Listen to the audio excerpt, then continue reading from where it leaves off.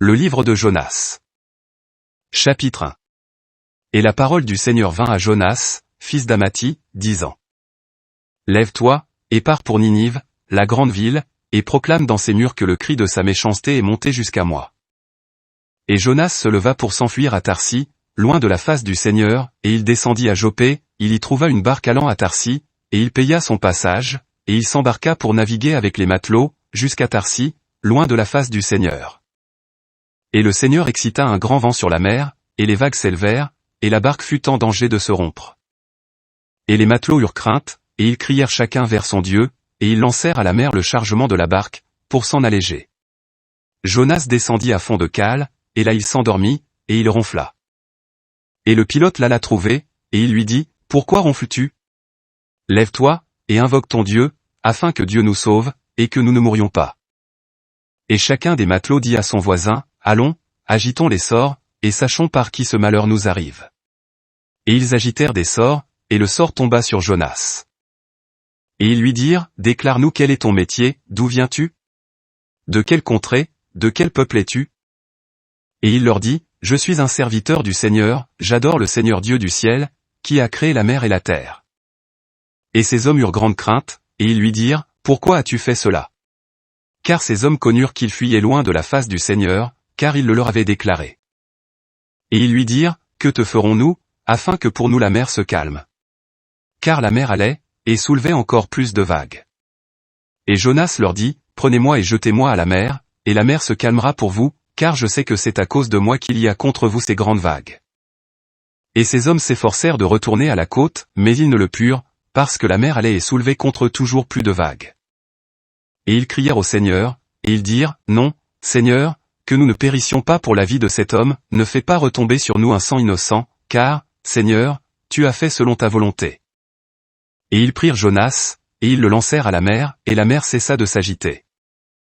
Et ces hommes eurent grande crainte du Seigneur, et ils offrirent au Seigneur un sacrifice, et ils lui firent des vœux. Chapitre 2. Et le Seigneur prescrivit à une grande baleine d'avaler Jonas, et Jonas fut dans le ventre de la baleine 3 jours et 3 nuits. Et Jonas pria le Seigneur son Dieu, dans le ventre de la baleine. Et il dit, « J'ai crié dans ma tribulation au Seigneur mon Dieu, et il m'a exaucé, mon cri est parti des entrailles de l'enfer, et tu as écouté ma voix. Tu m'as précipité au plus profond du cœur de la mer, et les fleuves m'ont enveloppé, et toutes tes grandes vagues, tous tes flots ont passé sur moi.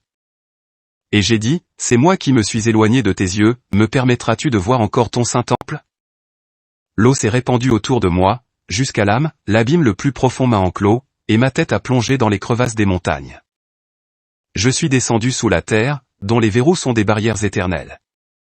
Seigneur mon Dieu, que la destruction de ma vie remonte à la surface des flots. En la défaillance de mon âme, je me suis souvenu de toi, Seigneur, que ma prière arrive à toi dans ton saint temple. Ceux-là seuls qui s'attachent aux vanités et aux mensonges ont renoncé à leur miséricorde. Pour moi, je t'offrirai dans mes chants un sacrifice de louange et d'admiration, je rendrai au Seigneur les vœux que je lui ai faits pour mon salut. Et le Seigneur donna ordre à la baleine, et elle rejeta Jonas sur la terre ferme. Chapitre 3. Et la parole du Seigneur vint à Jonas pour la seconde fois, disant. Lève-toi, et pars pour Ninive, la grande ville, et proclame dans ses murs la prédiction que je t'ai déjà prescrit de proclamer. Et Jonas se leva, et il s'en alla à Ninive, comme lui avait dit le Seigneur. Or la ville de Ninive était grande de 3 jours de marche. Et Jonas commença par entrer dans la ville et par faire environ 1 jour de marche, et il cria, et il dit, « Encore 3 jours, et Ninive sera détruite. » Et les hommes de Ninive crurent en Dieu, et ils proclamèrent un jeûne, et ils se ceignirent de cilice, depuis le grand jusqu'au petit. Et la parole de Jonas arriva au roi de Ninive, et il se leva de son trône, et il ôta sa robe, et il se ceignit d'un cilice, et il s'assit sur la cendre. Et il fut proclamé, et il fut dit en Ninive de la part du roi et de la part de ses grands, ce qui suit, que ni homme, ni bête, ni béuf, ni brebis ne mangent, ne paissent, ne boivent même de l'eau. Et les hommes et les bêtes furent couverts de cilice, et les hommes crièrent sans relâche au Seigneur. Et chacun revint de sa voie coupable et de l'iniquité de ses mains, disant. Qui sait si le Seigneur ne se repentira pas, et s'il ne calmera pas les transports de sa colère, pour que nous ne périssions point.